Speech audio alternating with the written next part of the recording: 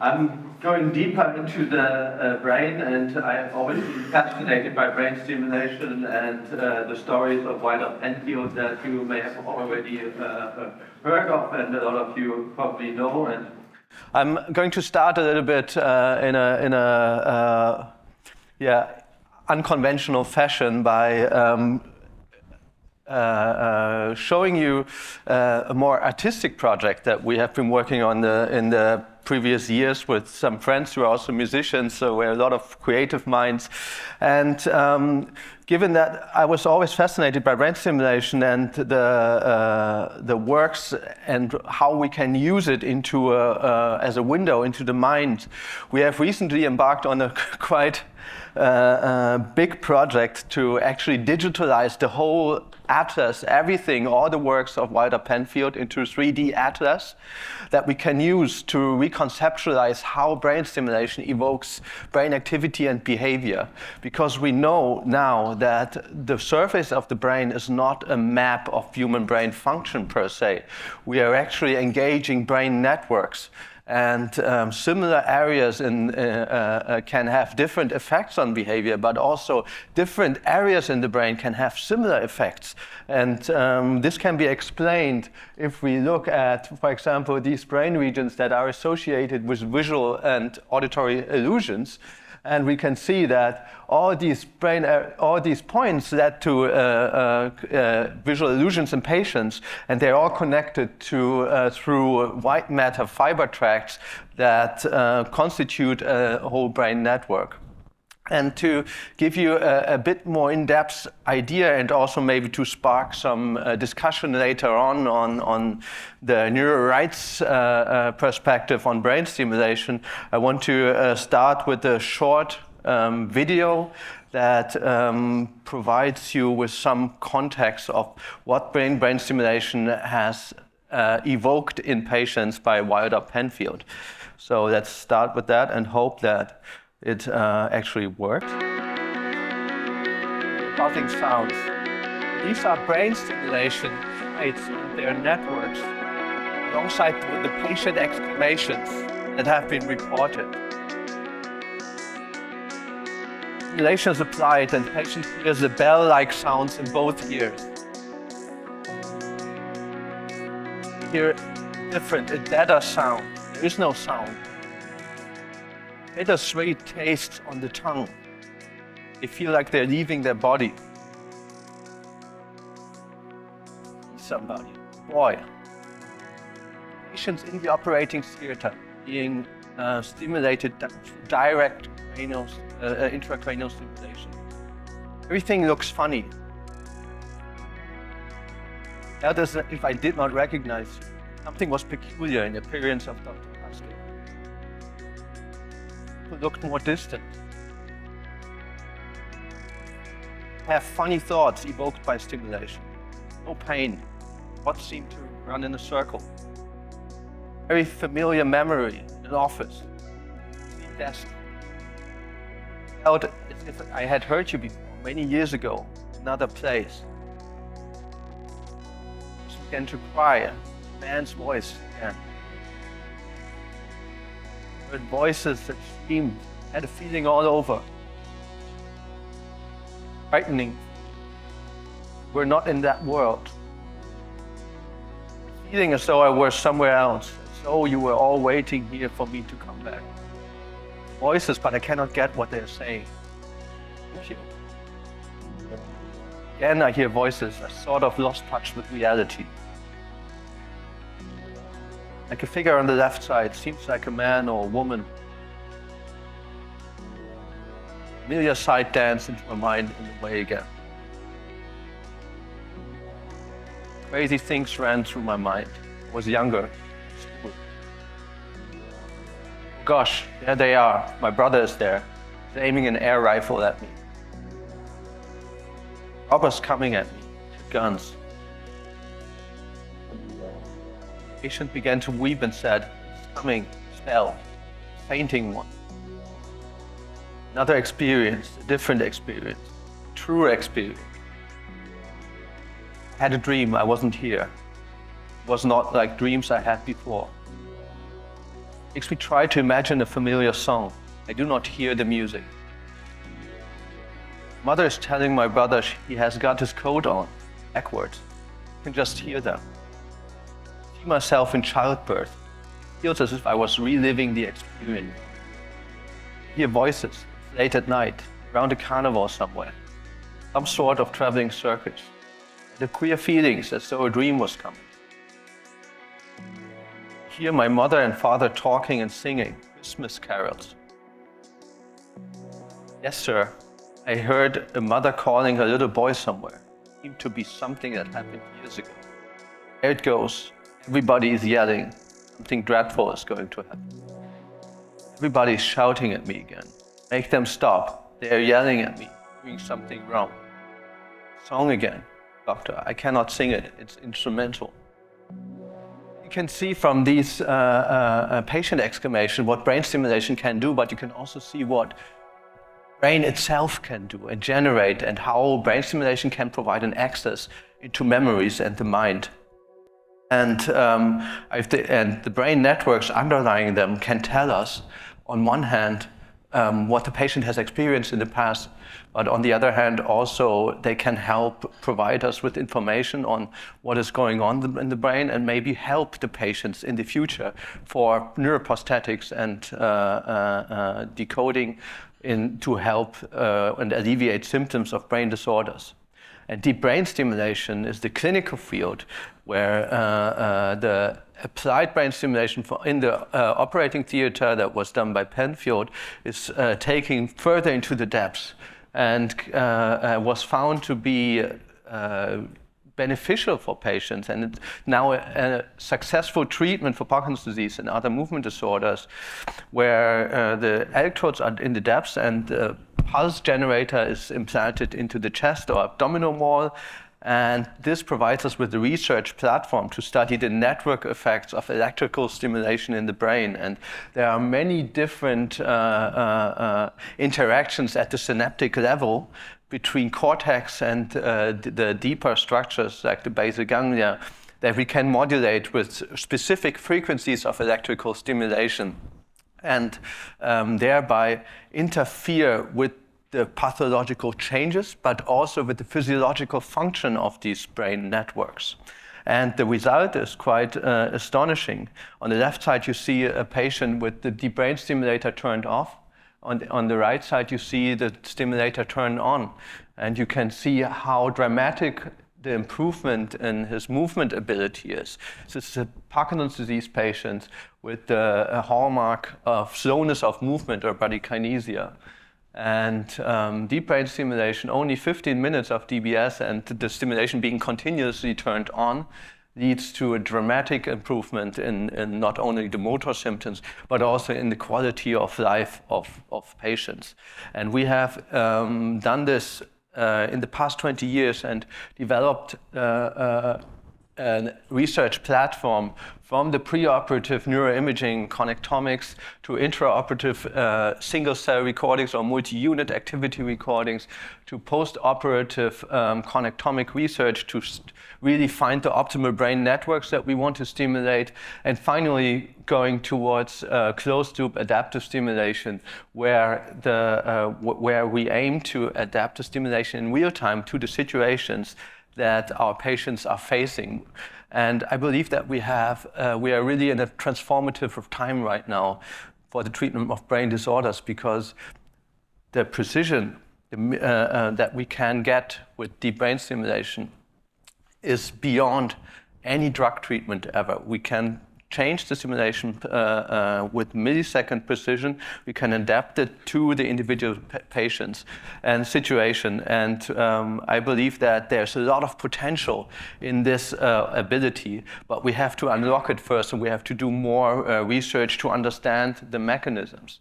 And for that, there are new tools like implantable stimulators that have sensing and sensing-enabled neural processes. So this is a patient with Parkinson's disease implanted in our clinic. She has a chest implant with an impulse generator that can record brain activity, and you can see the electrode and the brain activity changing with the increase in the stimulation. In Parkinson's disease, we see this typical signature, that excessive activity signature in the beta frequency range that is very strong when the stimulation is turned off, and the symptoms are quite severe. Once the stimulation gets turned on, you can see it here, you will notice that this beta band activity gets suppressed from stimulation. And this is the case now. You can see the stimulation amplitude, and the motor symptoms are being suppressed. So this is one example of how we can now study the interaction of brain activity, brain stimulation, and clinical symptoms. And in the future, we are aiming, and I believe that there's a huge advantage of machine learning applications where we have cortical and subcortical brain activity, and this goes into a signal processing pipeline where we can predict the brain states, and I'm going to show you some examples of that, to adapt to the individual symptoms and situations that our patients are facing. And to give you an example, essential tremor is another disorder that is associated with action tremor. That means the tremulous movements get worse when the patient tries to move. And we know that stimulation can on one hand alleviate the tremor, but on the other hand, it can also lead to side effects. And if I wanted to develop a neural processor that can actually get the best possible treatment outcome for the patient, I would like to adapt the stimulation differently during sleep than during speech or during eating. And that is because, let's say, speaking can be impaired through stimulation. That is a side effect. So if the patient speaks, we should not overstimulate the tremor. Speaking is more important than the tremor at that time. On the other hand, if the patient has a hot coffee, we should really make sure that the hot coffee does not pour by having a dramatic and rapid stimulation increase. So this is still conceptual because the devices are not yet ready for this, but I'm sure that it will extend the clinical utility for our patients and the quality of life. I'm so sure because we are doing closed-loop stimulation experiments in our clinic. And we are currently investigating how what the patient is doing at the time stimulation is applied affects the behavioral outcome of stimulation. And we have some first examples in a more experimental setting where patients are asked to move. And there is good evidence that the basal ganglia, the region that we are stimulating, is important for reinforcement of future behaviors. So we believe that if we stimulate at a certain time, we will modulate the future likelihood of the behavior occurring again. And as a very simple example, we asked the patient to move left and right. We're recording the movement velocity in real time, and we're applying stimulation, for example, whenever the patient is moving particularly slow or is moving particularly fast. And this is the cohort, the electrodes of our patient cohort with Parkinson's disease patients. And this is how we stimulate only like 1/3 of the movements every 300 milliseconds. And there is a slow and fast condition. So what we can show is that if we stimulate only the slowest movements, the movement will get slower. But if we stimulate, and that is a classical symptom of Parkinson's disease, slowness of movement. You have seen that before. But if we stimulate only during the fastest movements, and that is only a tiny fraction of the actual time that the stimulation, that the patient is moving, we can counteract the slowing of the patient. And that could mean that we are able to reinforce the positive behavior, the fast movement, when we stimulate at the right time. But if we stimulate at the wrong time, we are actually reinforcing behavior that is unwanted, that is even a symptom of Parkinson's disease. And we can study the combination of the brain stimulation effects with the connectomic networks. And that is important because the signals that we use are traditional network signals, and we are interrogating the brain circuits. For example, we can interrogate the brain circuit effects of dopamine. Parkinson's disease is the most prominent dopaminergic disorders and associated with loss of neurons in the substantia nigra. When the patients did not take their medicine, there is a rapid and dramatic increase in beta activity in the basal ganglia, but also in the cortex. And these are recordings from the cortical surface with ECOG electrodes and at the same time as STN DBS electrodes. And we can see that the brain activity patterns shifts, and this shift is also correlated with the symptom severity and slowness of movement. But over time, we have actually characterized a lot of neural synchrony measures that can indicate specific symptoms, side effects, and disease factors in the brain activity that we recorded. And we have created this map of different frequency ranges and when they can be recorded in accordance to symptoms. An example is that tremor is typically occurring in the frequency that tremor is occurring in deep brain areas, but also other hyperkinetic, so unwanted involuntary movements associated with increases in these low frequency ranges in tics and Tourette syndrome, but also dyskinesia in patients that have taken too much medication with Parkinson's disease. On the other hand, beta activity is associated with slowness of movement and has been attributed to a specific communication between cortex and the basal ganglia. So we're taking the brain activity into account while also looking at the brain networks. So this is an atlas project that we're working on where we see the dominant channels of dominant rhythms of specific invasive neurophysiological recordings. So this is a channel and an electrode that has had very high beta activity in cortex, and this is a recording that has more alpha band activity. And we can then look at the brain networks that generate these rhythms, and this helps us with decoding of symptoms and behavior. For that, we have developed a pipeline that takes invasive brain signals, does a lot of signal processing steps, and extracts features in a real-time compatible manner. So whatever we do offline can be done in real time, and we are projecting these features to the brain networks and use machine learning algorithms to decode the features and then apply stimulation accordingly. And one example, or some examples of such a processing pipeline and its utility is shown here. We have a patient that is treated for depression with subgeneral cingulate cortex deep brain stimulation. And we have recorded brain activity during unpleasant, neutral, or pleasant images that were shown to them. These are the electrode locations in the cingulate cortex, very frontal in the depths. And we can show that within a range of 600 milliseconds, we can decode the emotional valence of the images that the patient has seen. And even more than that, the decoding of the images is correlated with the DBS improvement.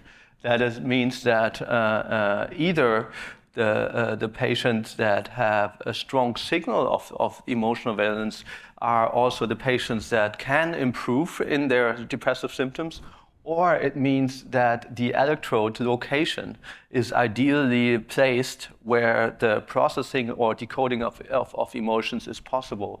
And I believe in the latter, and we have actually characterized the brain networks from the channels that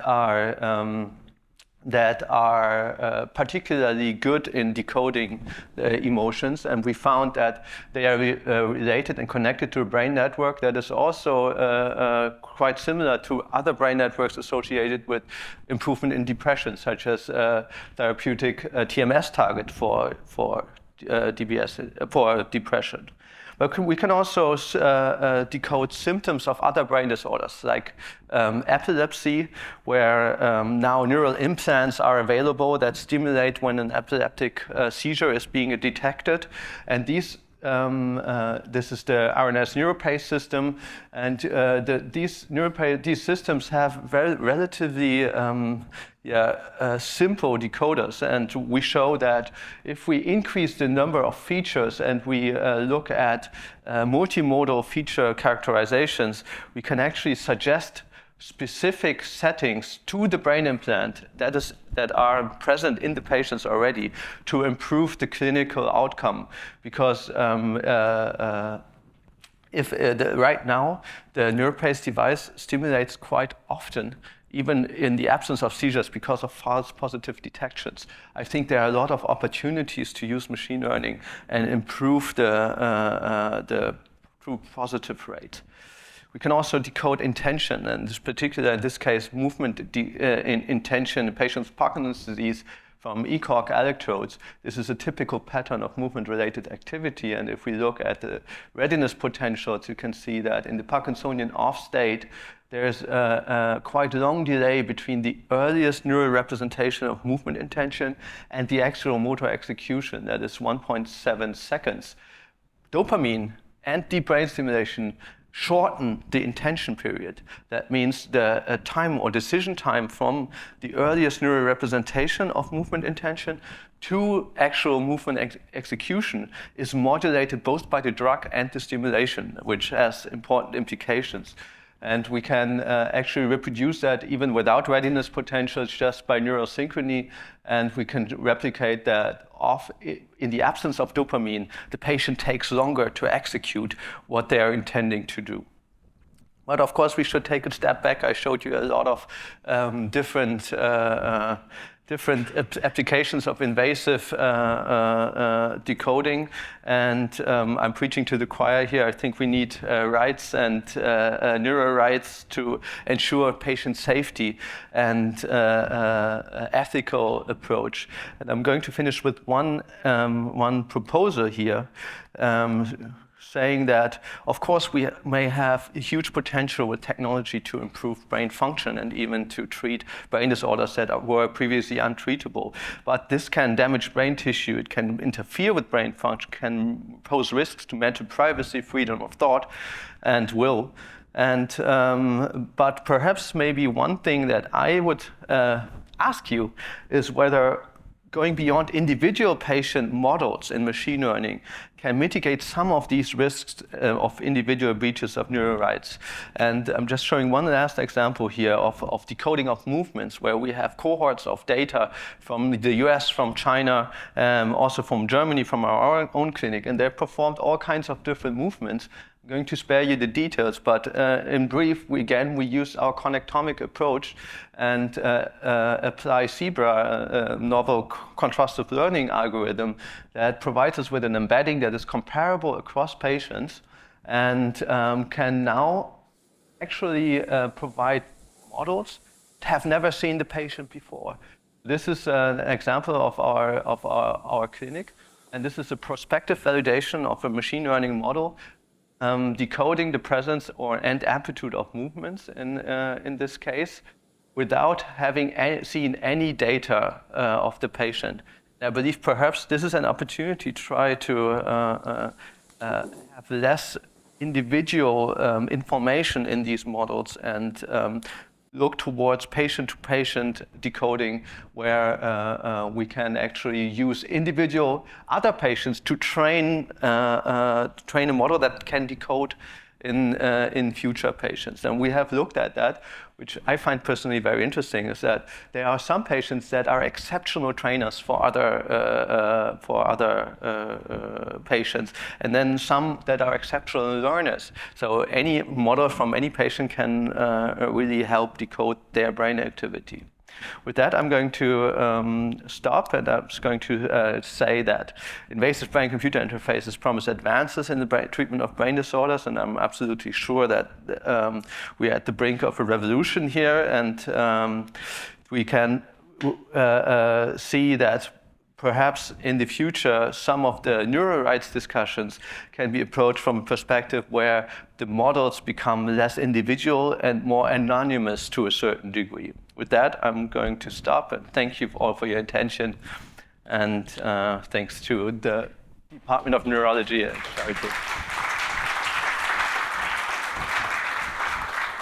Thank you very much for this. Also, thanks to my group who has done all the work.